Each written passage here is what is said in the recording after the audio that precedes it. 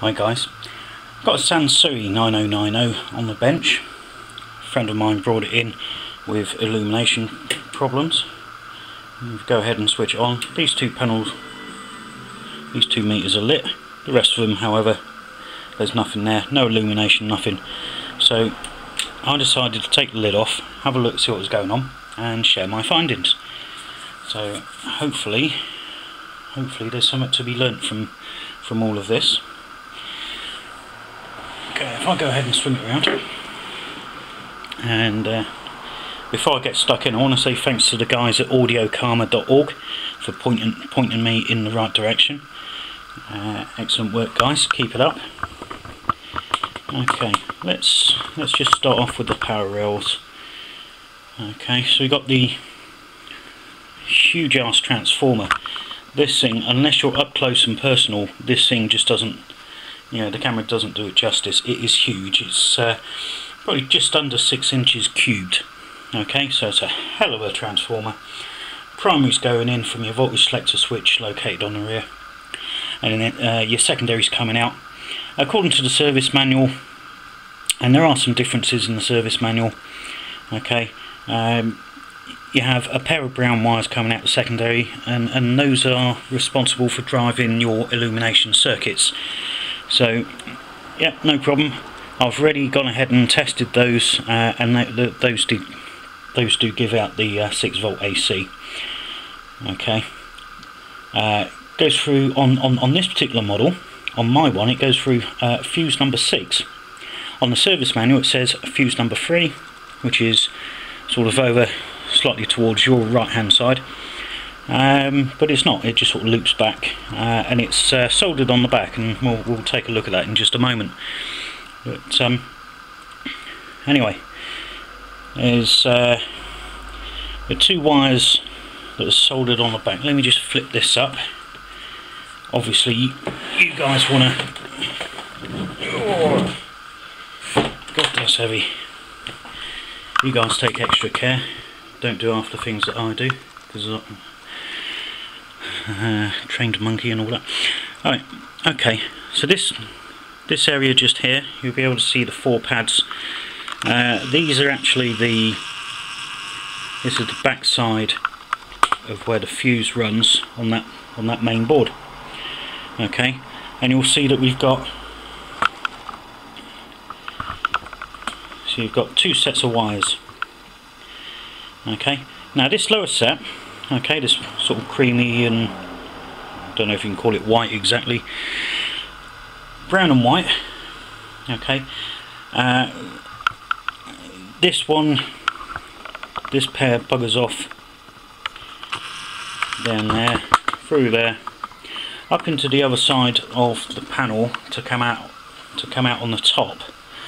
That powers the illumination for the front, partially. And I say partially because this other pair, the red and black, if you follow the trace, just move this light out the way for you. Okay, up on here you'll see the red and black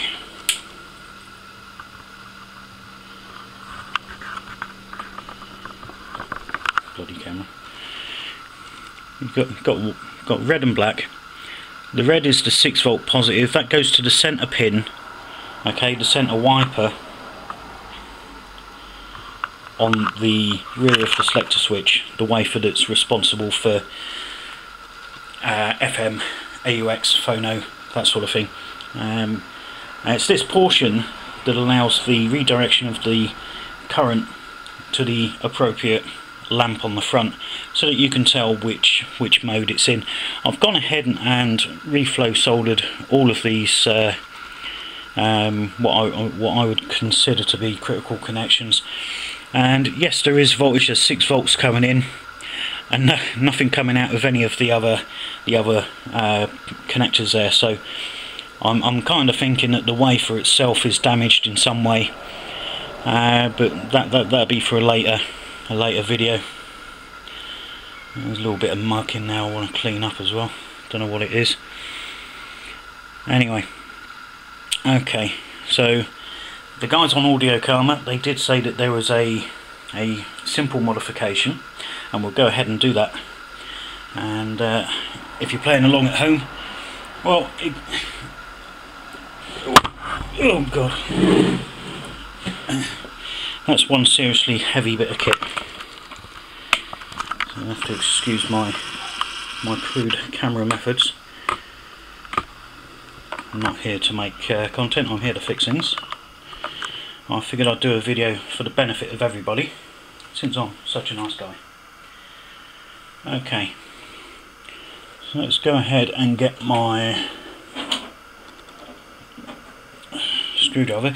Okay, you'll notice down here, there's your main selector switch. Okay, this is the one responsible for the AUX, FM, AM, phono selection.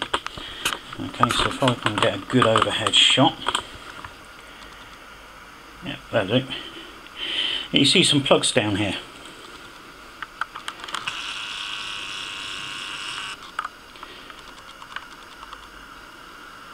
Okay, and the plug you're interested in, let's get this one out of the way. Okay, and obviously just remember the orientation so you can put it back in the right place. We'll go ahead and wiggle this one out. Okay, and you'll notice that there is a red, black, grey and orange on this particular model. Okay, grab hold of the red.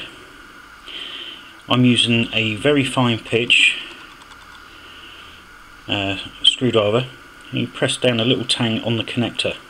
Okay, and hopefully, I've only got 1.5 hands.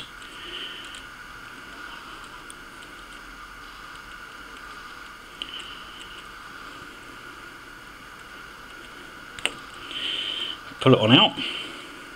Obviously you take time and do it a little bit more careful than I am. Insert it into the other gap. Make sure it's pushed fully home. You don't want it coming out on you. So that's your new arrangement. Okay, we'll put that back into situ, like so.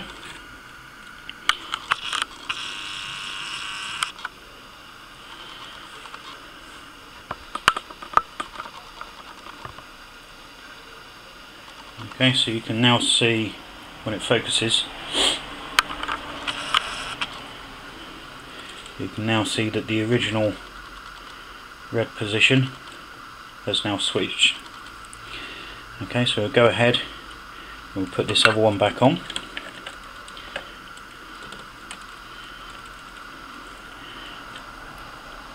Okay, looks good.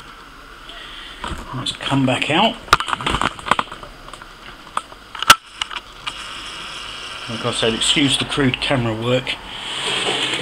Oh, okay, and now when we switch on, ta-da, we have illumination.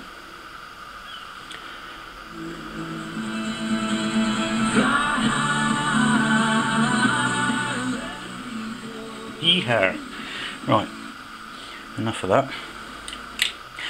Just want to touch bases on the illumination lamps and what you can expect. Like I said previously, there are LED replacements available on eBay. They are reasonably cheap. You can either choose to do them yourself if you want to. That's reasonably straightforward. And I've been told that the other faulty areas, or the other areas that like to dry out, are the solder joints on the back of the actual sockets themselves. Let's just see if I can zoom in a bit there.